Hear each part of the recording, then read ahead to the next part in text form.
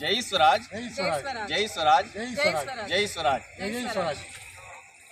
ముఖ్యమంత్రి యనమల రేవంత్ రెడ్డి గారికి జై స్వరాజ్ పార్టీ ప్రధానంగా ఒక డిమాండ్ చేస్తుంది. అయ్యా రేవంత్ రెడ్డి గారు ఈరోజు సమాచార శాఖ కమిషనర్లని మీరు అనౌన్స్ చేశారు, చాలా సంతోషం. ఈ అనౌన్స్ చేసినటువంటి ప్రధాన కమిషనర్ దగ్గర నుంచి 4 కమిషనర్లని నియమించారు, మొత్తం 5.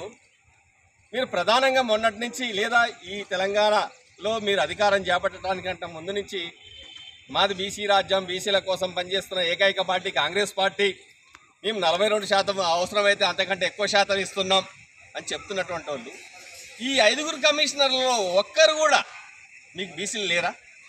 బీసీలు కనిపించలేదా? బీసీలని ఇమ్మీడియట్గా ఒక బీసీకి అక్కడ అవకాశం కల్పించాలని మీరు ఇచ్చినటువంటి 42% ప్రకారం చూసిన 5లో 2 ఉండాలి. 5లో ఒక్కరూ లేరు. పైపెచ్చు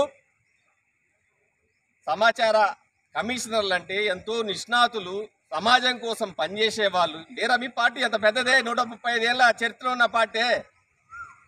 నిన్న కాక మొన్న వేరే పార్టీ నుండి ఎలక్షన్ల ముందు మీ దగ్గరకు వచ్చినటువంటి మామూలు జర్నలిస్టులు అండి, వాళ్ళు పెద్ద ఎక్స్పీరియన్స్డ్ కాదు, సమాజం కోసం చేసినటువంటి వాళ్ళు కాదు.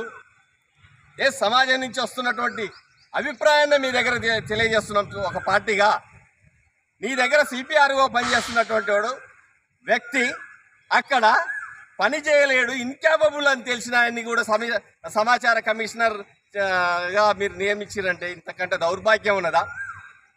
అందుకని మేము ఏమంటున్నామంటే, సరే ఎవరిని నియమించాలి వద్దనేది మీ పార్టీ, మీ ప్రభుత్వం ఇష్టం.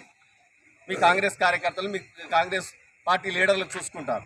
మా డిమాండ్ ఏంటంటే తక్షణమే కమిషనర్లలో 40 నుంచి 50%, నువ్వే చెప్పిన 56% ఉన్నారు అని చెప్తున్నారు కాబట్టి అందులో ఒక బీసీ క్యాండిడేట్ ఉండాలని జై స్వరాజ్ పార్టీ డిమాండ్ చేస్తుంది. అటువైపు చర్యలు తీసుకోవాలి.